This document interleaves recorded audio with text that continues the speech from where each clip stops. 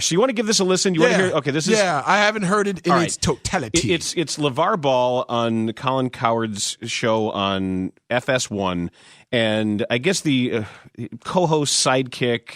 Reporter Leahy? Kristine Leahy, Kristine, who was on the Boris and Bernstein show when we were at the Super Bowl. Oh, good for you and her. She hung out with us. She spent a lot of time with us. She was terrific. And apparently, Lonzo Ball is just not interested in talking to her. Mm-hmm. Have you sold any shoes yet? Yeah, I've sold a good amount to me. Like I said, there's different amounts. How many? Stay in your lane. Anyways, I'm just curious. I don't even worry about her over there. Why not? She scares me to death. Kind of disrespectful. She says she scares Lonzo. Lonzo's scared of me. She scares me. That's why I don't look that way. I don't look over there because she scares me. I'm thinking assault right now. I'm just trying. Leave me alone. I'll tell you, 400-500 pair. So she's a reporter. Her job is to probe. She can report to whoever she wants behind her.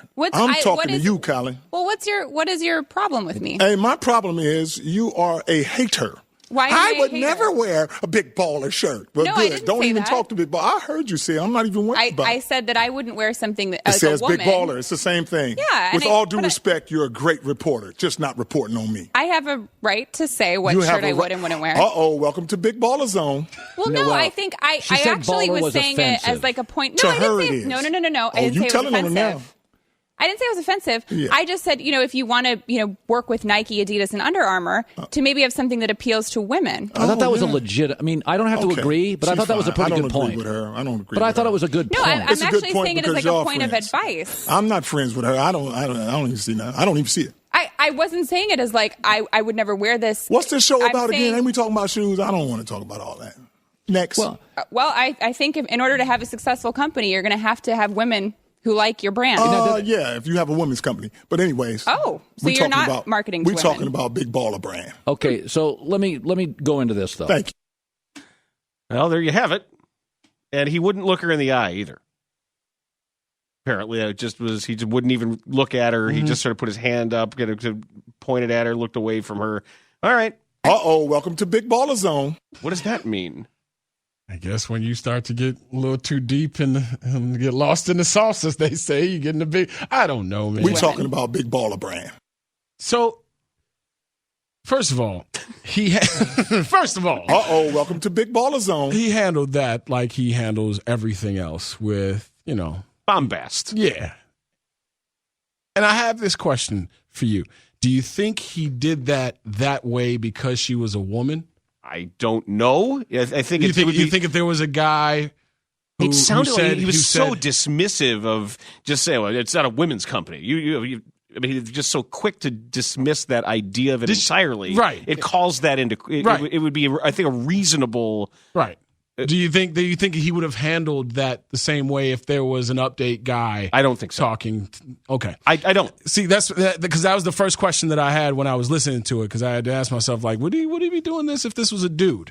And it sounds like, he did not want to have anything to do with her in the time.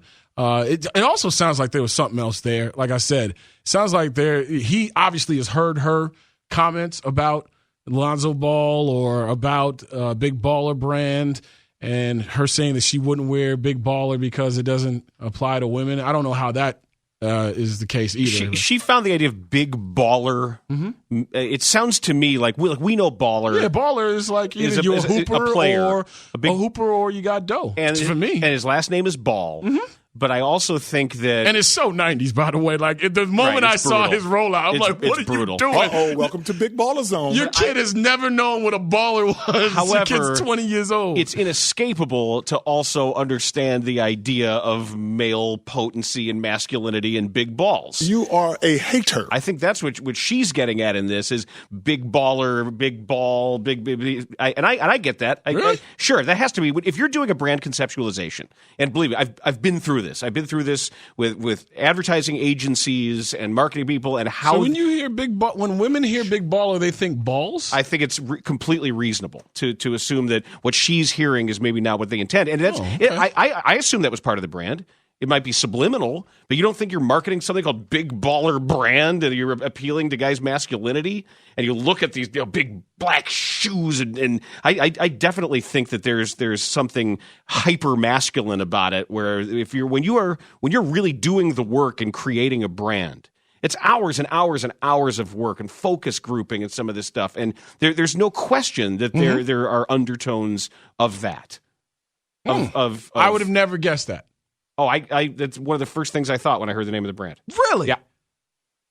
I said, See, I said never, you got baller, you got ball. I excuse my ignorance on this situation, but I would have never guessed that Big Baller had something to do with balls or male masculinity. It's maybe not immediately, but it's certainly wrapped up in there. Because I'm looking at the guys there on the other side. Like, am I alone in this? Like, I don't need anybody maybe we're to too jump close on. to the slang. Maybe we so automatically knew what it was. Like, I know chicks who call themselves ballers too. My kid said something about it. He laughed at it. He goes, "Is it really called Big Baller Brand?" Right. Well, and I said, "Yeah. Why is that funny?" He's like, "Because it's like you got basketball player, and then you got big ball." I'm just gonna speculate that what she was talking about was, how Nike, they have like women's line of for running, workout, but the baller brand doesn't really have anything like that yet. No, but she said I would not wear a T-shirt that said Big Baller Brand on it.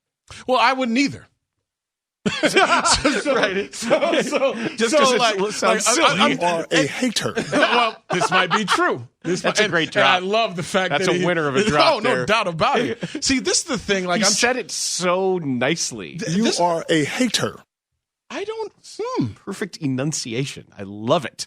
So the winning tweet so far, I think, is from Jen Latta, who used to work here at Comcast Sportsnet. She said, "Oh, we're not talking about women's companies. How about this woman's company, the Lakers?"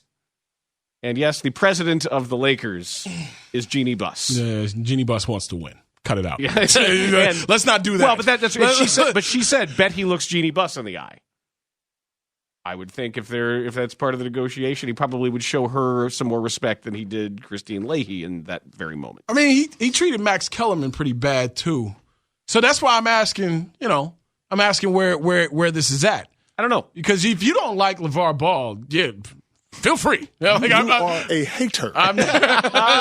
He will probably call you one of those. If you don't like LaVar Ball, I got no problem with that. I think his shoes are trash. I think some of the things that he has done will not help his child out. I think a lot of the things that he has done is taking his child to becoming the second pick in the draft. So this is kind of hard to argue with the madness behind it. Yeah, I would not have treated the interviewer like that, but I am a little bit different, trained and homegrown, and I don't. The problem, there's a couple of problems here. I have a problem with the way that he talked to her without the fact that she's a woman. I have a problem with the way he addressed her, and I also have a problem with Colin Cowherd not stepping up for his coworker in that instance too. Because there's, it's his show. It's his name is on the show. You will never come into my house and bully my family. Never, ever, ever. Mm-hmm. The interview will be over right there. I am not going to mitigate or rationalize anything that you are saying while you are talking down to somebody that I have to work with every single day.